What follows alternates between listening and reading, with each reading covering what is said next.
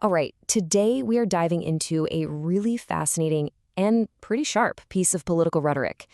This is UK Labour leader Keir Starmer going on the attack. And his target? Nigel Farage. We're going to pull this whole thing apart to see exactly how it works. And really, it all starts with this one simple sentence. Just think about that for a second.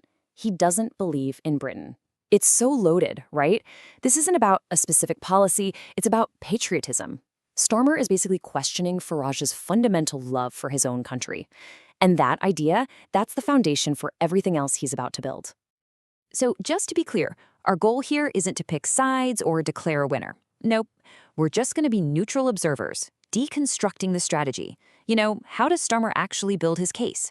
What rhetorical tools does he use to make his points land? Okay, let's get into it. So Starmer's first move is interesting. It's not about the nitty-gritty of policy. It's much more fundamental. He starts by trying to define Farage's entire motivation, what makes him tick, politically.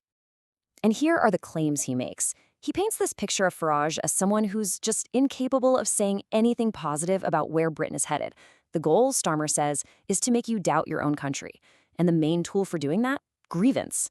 He accuses Farage of turning Britain into a competition of victims, which is a really powerful way of saying he's deliberately setting people against each other. Okay, so once he's framed his opponent, Starmer pulls a classic move right out of the political playbook. He creates a very simple, very stark choice. It's either my vision for Britain or his. There's no in-between. And you can see that choice laid out perfectly right here. On one side, you have what he calls Farage's Britain, all negative, a competition of victims, doubt, failure. But then look at the words he uses for his own vision: proud, self-reliant, decent, pragmatic, tolerant. These are all words carefully chosen to tap into a traditional sense of British values. He's framing himself as the protector of that identity. The contrast is crystal clear. And then he delivers this line. It's incredible. He actually says the words that he claims his opponents believe. This is not a great country. He just lets that hang in the air for a beat, and then he hits back with this powerful, emotional rebuttal. It's a brilliant bit of rhetorical judo, He's positioning himself as the real defender of Britain's greatness. All right, and now the tactics completely change. He's been making all of these statements, these assertions, but now he switches gears into full-on attack mode, just firing off a rapid series of questions aimed right at Farage and his party. So the first question cuts right to the chase. Is this about loving the country, or is it just about stirring the pot for political gain? And notice how he slips in his own positive description, our beautiful, tolerant, diverse country, just to reinforce his own patriotic framing. It's very clever. Now the next question makes it personal and specific. We're moving away from abstract ideas. Starmer brings up an alleged comment from Farage about a major British company, Jaguar Land Rover, supposedly saying they deserve to go bust. All of a sudden, this isn't a theoretical debate about patriotism. It's about real jobs and a real British business.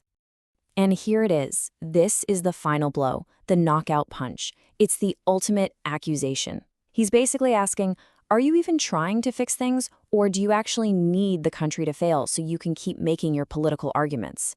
It's a question designed to completely undermine his opponent's entire purpose. So, you've torn down your opponent's motivations. What now? Well, the final part of this speech is where Starmer lays out his own battle plan. This is how he says his party has to respond to this kind of challenge. He's very clear that just condemning the other side isn't a strategy. Words are cheap. He says the only real way to win this fight is with action. This is the big pivot from just criticizing to actually proposing a solution. And here's his plan, broken down into 3 steps. And it's not just about fighting Farage directly. Look at that third step. That's the key.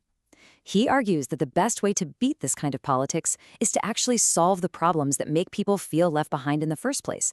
In other words, you make your opponent's arguments totally irrelevant. So to wrap it all up, the entire argument is built around this one central contrast.